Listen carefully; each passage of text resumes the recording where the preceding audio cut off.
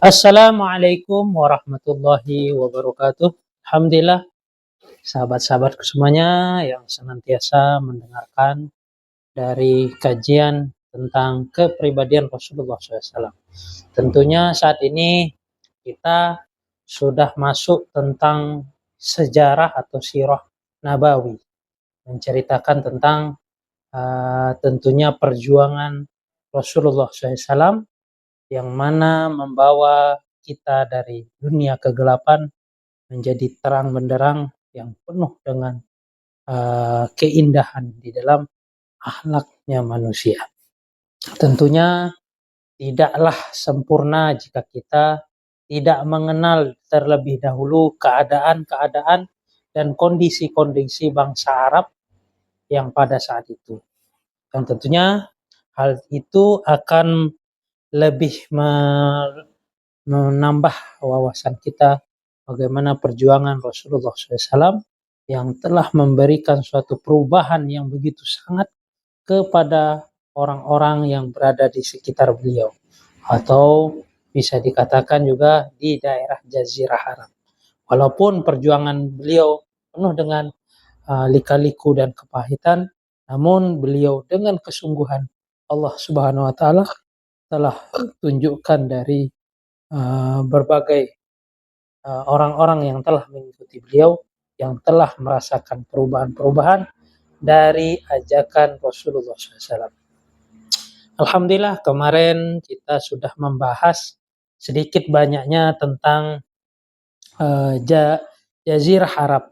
Dan tentunya Jazirah Arab ini tempatnya berada di suatu tempat yang sesuai dengan bahasa istilah dari kata bahasa, yang mana Arab itu sendiri artinya yaitu padang pasir, karena di tempat itu tidak ada tumbuhan ataupun air yang berada hidup di tempat tersebut, sehingga disebutlah Jazirah Arab.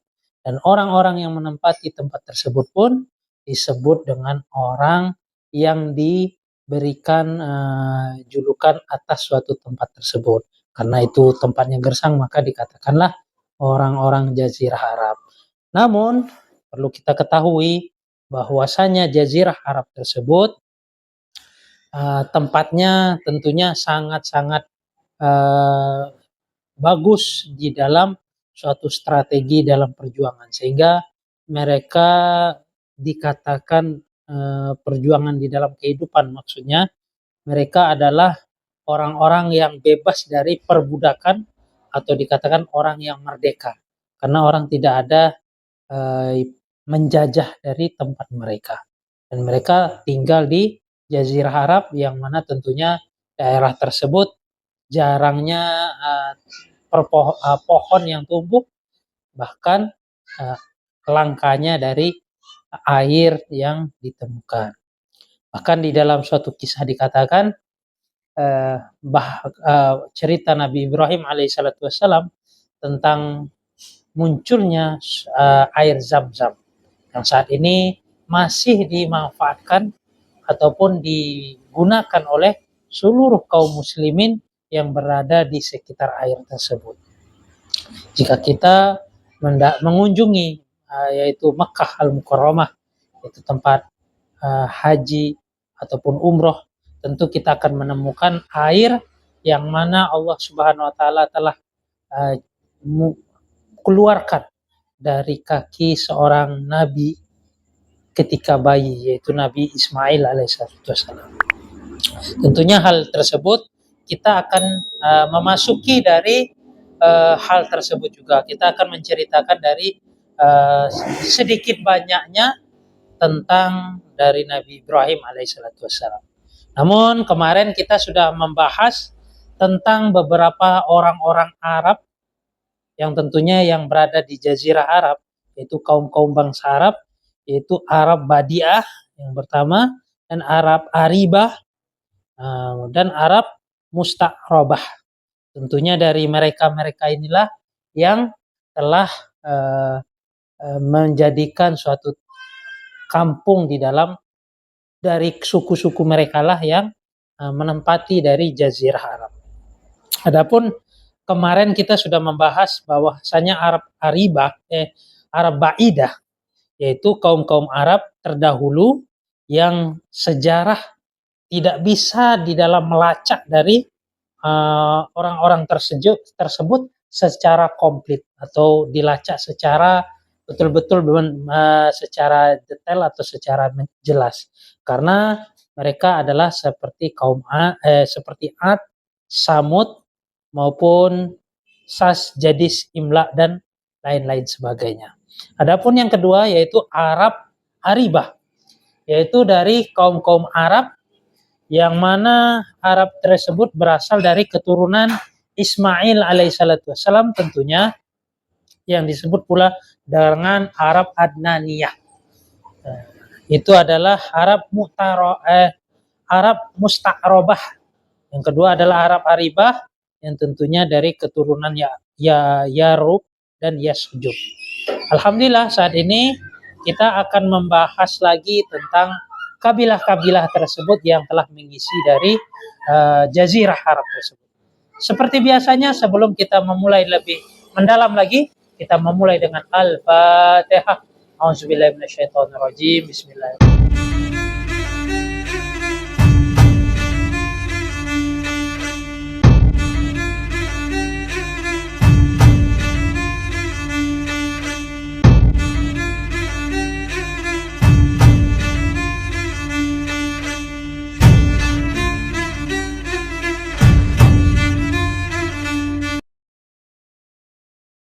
Alhamdulillah sahabat-sahabat semuanya, kita akan mengenal dulu terlebih dahulu Jazirah Arab tersebut dipenuhi dengan suku-suku apa saja. Tentunya sebagaimana yang tadi sudah dikatakan, yaitu Arab Ba'idah yang tentu tidak bisa dijelaskan secara detail ataupun komplit menurut para sejarah, yaitu seperti Ad, Samud dan lainnya.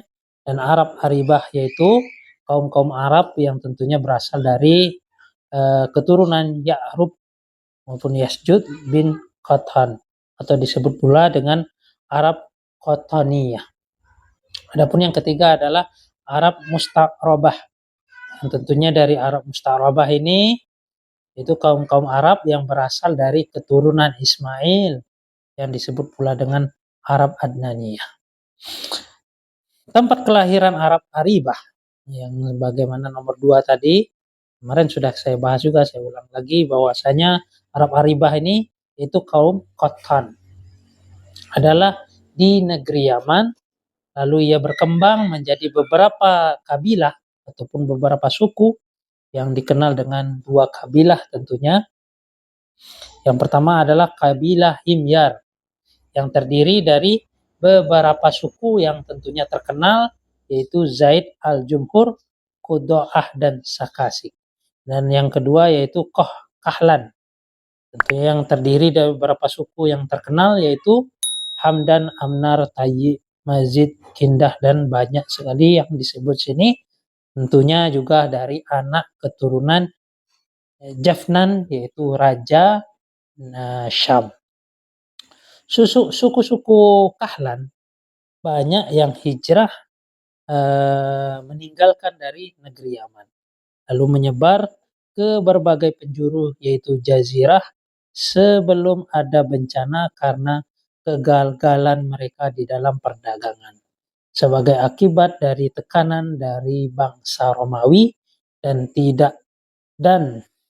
tindakan mereka yang menguasai dari jalan perdagangan lewat laut setelah mereka menghancurkan jalan darat serta berhasil dalam menguasai Mesir dan Syam. Juga tidak menutup kemungkinan juga jika hal tersebut diakibatkan karena persaingan dari antara suku-suku Himyar dan Kahlan yang disudahi dengan menetapnya suku-suku Himyar dan kepindahannya suku-suku dari Kahlan.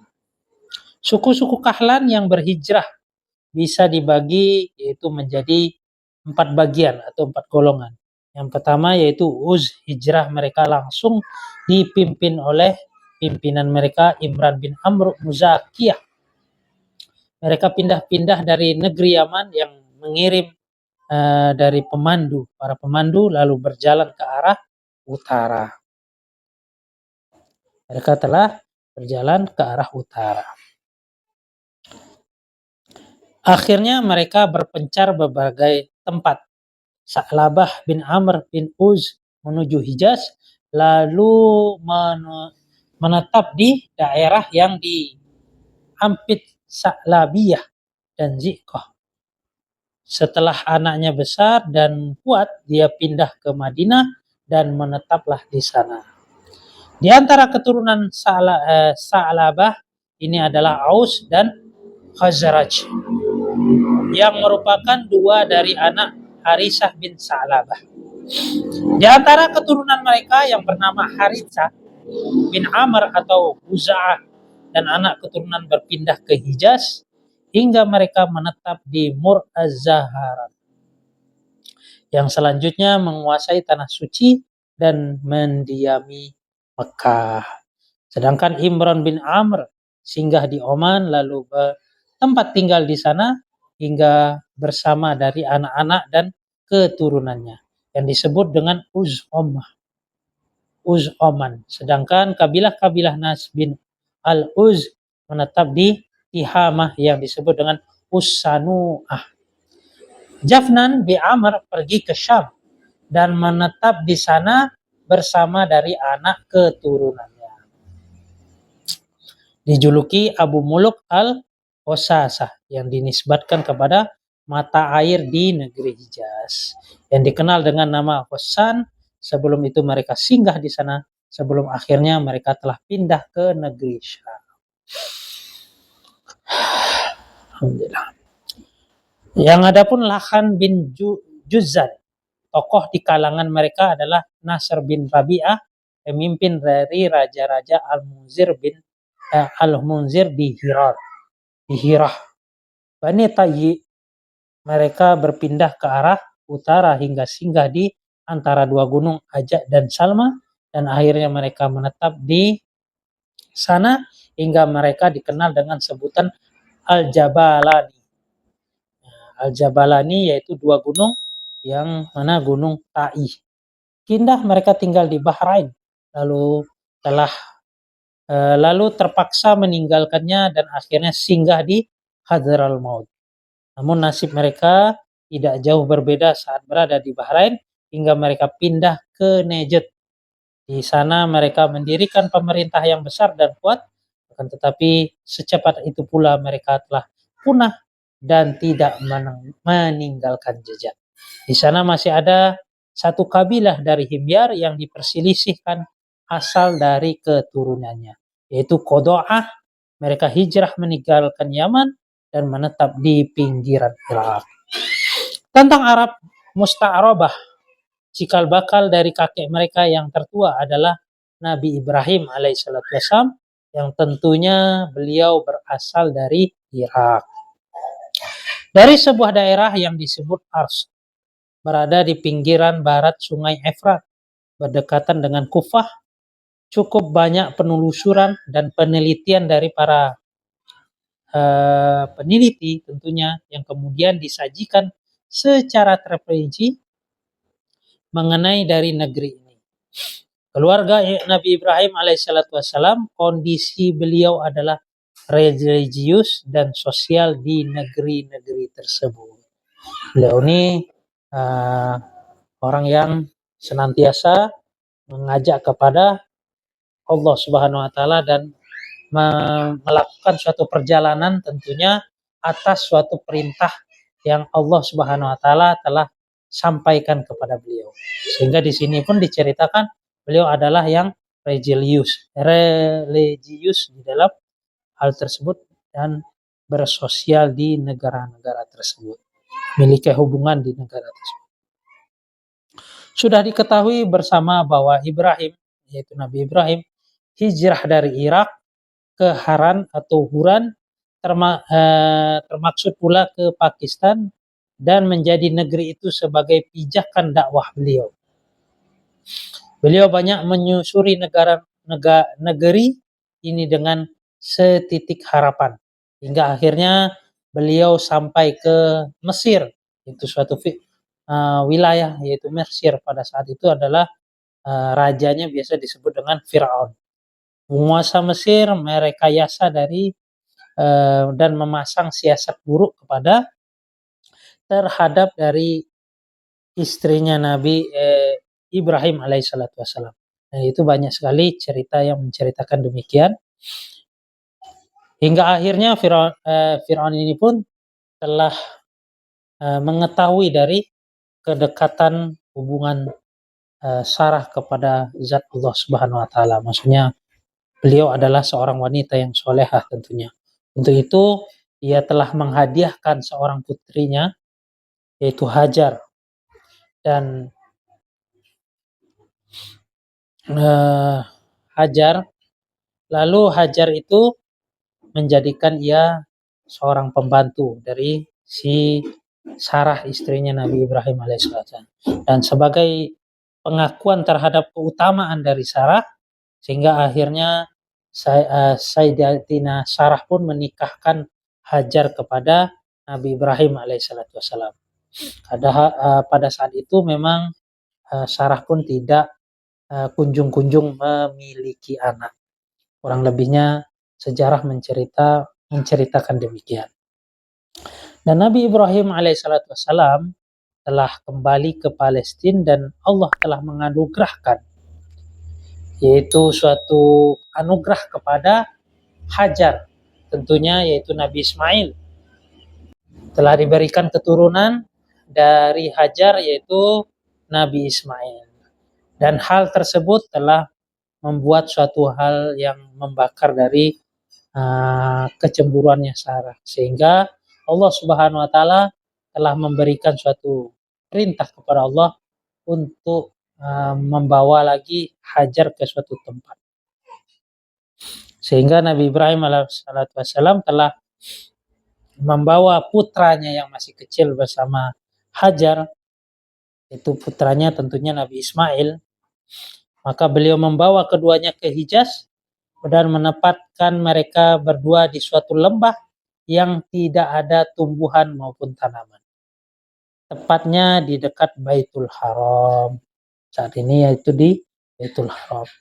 Yang saat ini hanya berada gundukan-gundukan tanah. Dan tentunya pada saat itu adanya hanya gundukan-gundukan tanah. Rasa gundah gulana yang telah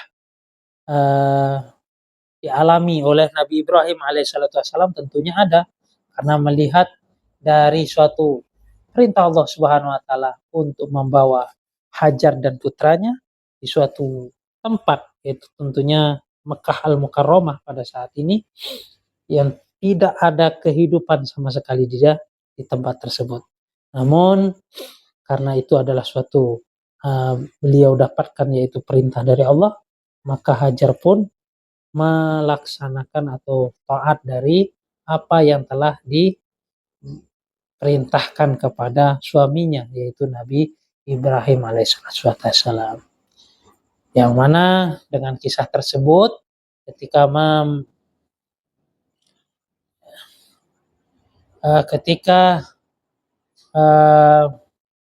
putranya berada di suatu tempat, di mana tentunya tempat itu ya tenda, yang pada saat itu tidak asing kita mendengarkan kisahnya.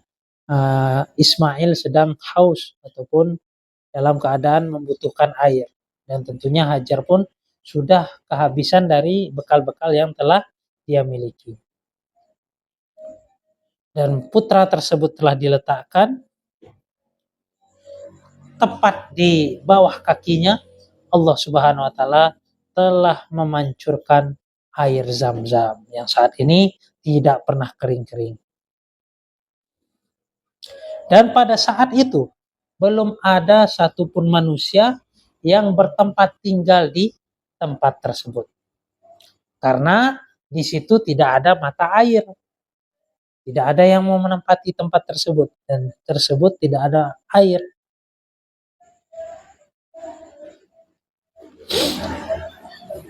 Dan pada saat itu juga sebelum kejadian ini Nabi Ibrahim alaihissalatu wassalam telah kembali ke Palestina. Namun beberapa kemudian istri dari Nabi Ibrahim alaihissalatu wassalam tentunya telah kehabisan dari bekal, yang mana Allah telah menurunkan suatu mukjizat yang mana telah memancarkan zam-zam berkat dari karunia Allah Subhanahu wa taala, sehingga bisa menjadi sumber penghidupan bagi mereka berdua yang tak pernah habis hingga saat ini. Kisah mengenai hal ini sudah banyak kita ketahui di berbagai kisah-kisah secara lengkap. Suatu kabilah dari Yaman yaitu Jurhum. Yang kedua datang di sana dan atas perkenaan ibu Ismail, itu ibundanya Ismail yaitu Hajar, mereka telah menetap di sana. Ada yang mengatakan mereka sudah berada di sana sebelum itu, menetap di lembah-lembah di pinggiran kota Mekah, karena di tengah saat itu tidak ada penghidupan betul dan tidak ada air, dan Allah telah menunjukkan kekuasaannya di tempat tersebut, telah munculnya air Zam-Zam yang saat ini sampai saat ini tidak pernah kering. Dari waktu ke waktu Nabi Ibrahim pun datang ke Mekah untuk menjenguk dari keluarganya. Beliau tidak tahu berapa kali di dalam kunjungan tersebut yang dilakukannya, hanya saja menurut beberapa referensi sejarah yang dapat dipercaya kunjungan itu dilakukan sebanyak 4 kali. Yaitu Nabi Ibrahim mengunjungi keluarganya yaitu Siti Sarah, yaitu kurang lebihnya 4 kali.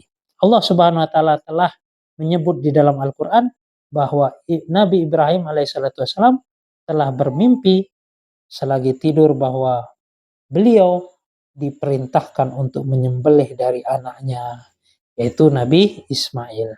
Maka dari itulah beliau bangun, dan itu mimpi beliau alami tentunya sudah lebih dari hal yang ditentukan, tentunya kurang lebih 3 kali, yang mana menyebabkan beliau yakin ini adalah suatu perintah Allah Subhanahu wa taala.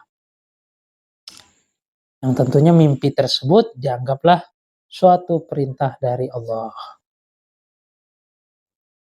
Sebagaimana yang telah ditulis di dalam surat Al-Qur'an yaitu Al-Asaf ayat 103 dan 107. Yang kurang lebih artinya kala keduanya telah berserah diri, yaitu Nabi Ibrahim telah membaringkan anaknya dan menyatakan kesabaran dari keduanya, dan kami panggil hai Ibrahim, sesungguhnya kamu telah membenarkan dari mimpi itu. Sesungguhnya demikian kami memberi balasan kepada orang-orang yang berbuat baik, sesungguhnya ini benar-benar suatu ujian yang nyata, dan kamu tebus anak itu dengan seekor sembelihan yang besar, maksudnya kambing yang diganti oleh Allah Subhanahu wa taala. Ada yang menceritakan dalam suatu kisah kambing itu adalah milik putranya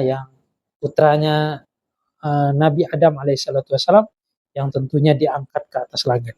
Karena di masa Nabi Adam alaihissalatu wassalam pengorbanan ataupun zakat yang dikeluarkan langsung diambil atau diterima oleh Allah Subhanahu wa taala, diangkat ke langit.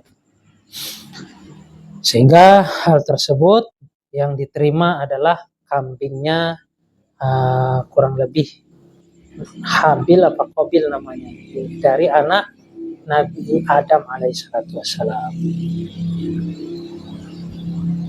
Dan di dalam suatu kitab kejadian tersebut bahwasanya umur Nabi Ismail alaihissalatu wassalam yaitu 13 tahun. Lebih tua dari Nabi Ishak. Dari rentetan kisah ini menunjukkan bahwa peristiwa itu terjadi sebelum kelahiran Nabi Ishak. Sebab kabar gembira tentang kelahiran Nabi Ishak disampaikan setelah kejadian dari kisah ini. Karena dengan terjadinya kisah tentang Nabi Ibrahim, maka Sarah, istrinya Nabi Ibrahim alaihissalam telah dianugerahkan, pada saat itu sudah tua tentunya, anugerahkan anak yaitu namanya Nabi Ishak. Kurang lebihnya demikian.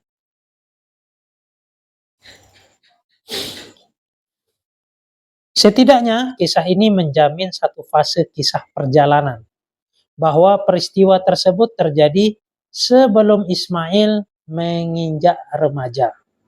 Sedangkan 3 fase lainnya setelah diriwayatkan Al-Bukhari secara panjang lebar dari Ibnu Abbas secara marfu, yang intinya bahwa sebelum remaja Nabi Ismail alaihissalam belajar bahasa Arab dari kabilah Jurhum. Karena merasa tertarik kepadanya, maka mereka mengkawinkan dengan salah seorang wanita dari golongan mereka. Saat itu ibu Ismail sudah meninggal dunia. Itu Siti Sarah telah meninggal. Suatu saat Ibrahim hendak menjenguk dari keluarganya yang ditinggalkannya, maka beliau telah datang setelah pernikahan tersebut.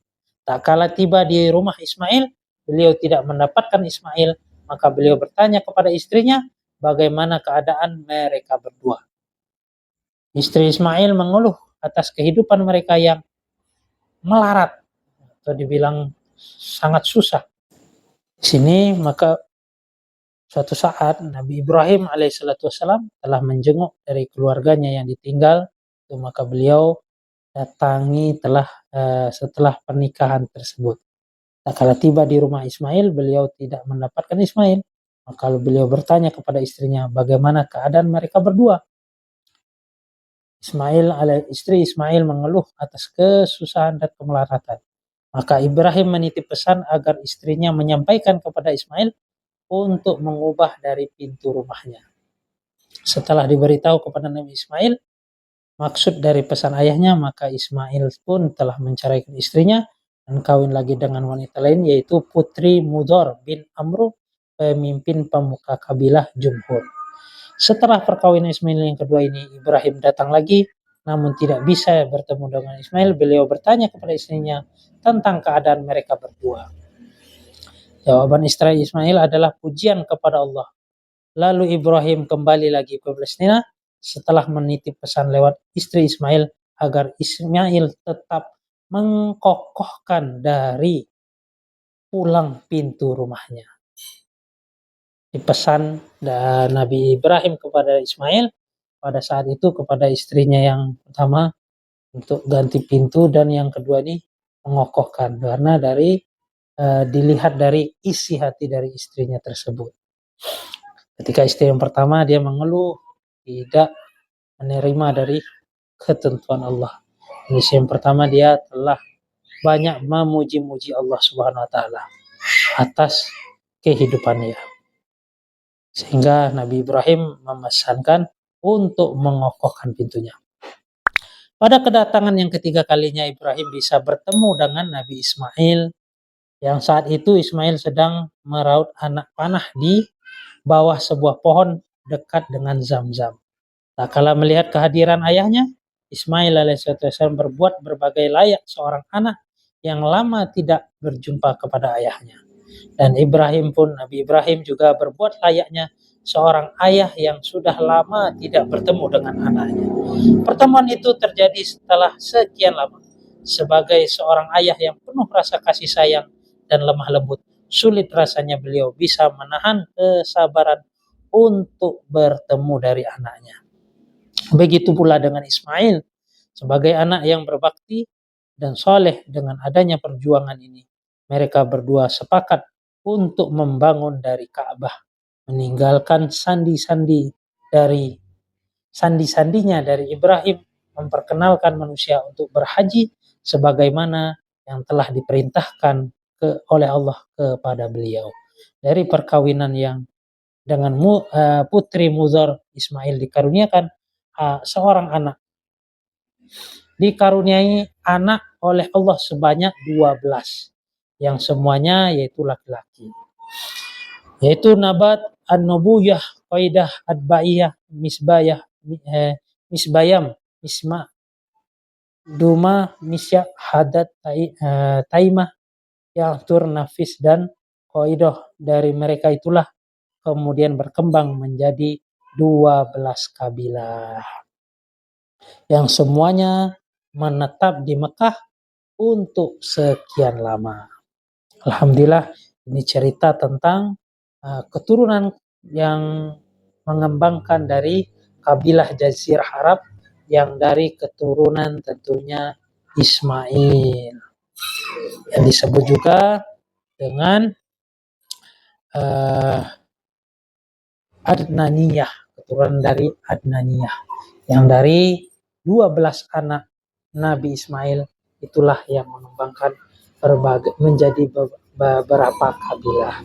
Kurang lebih dengan demikian, insyaallah di kemudian hari kita akan melanjutkan dari tentang sejarahnya Rasulullah SAW ini, tentunya dari menjelaskan kabilah-kabilah yang berada di Mekah tersebut. Jika kalian merasa video ini baik, tentunya silahkan kalian share sebanyak-banyaknya, dan jangan lupa di like dan subscribe jika ingin mendapatkan notifikasi. Billahi taufiq wal hidayah. Assalamualaikum warahmatullahi wabarakatuh.